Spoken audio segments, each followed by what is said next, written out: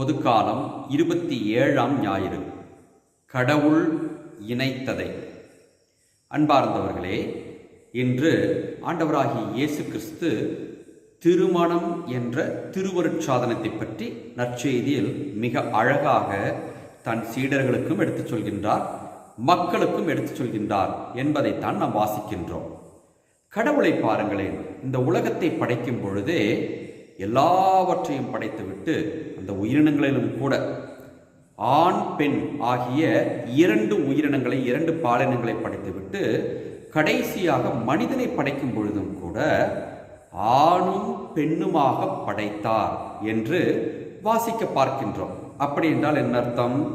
கடவுள் ஆணும் பெண்ணுமாக மனிதர்களை படைத்து அதை திருமணம் என்ற ஒரு திருவருட்சாதனமாக தொடக்கத்திலேயே ஏற்படுத்தி வைத்தார்.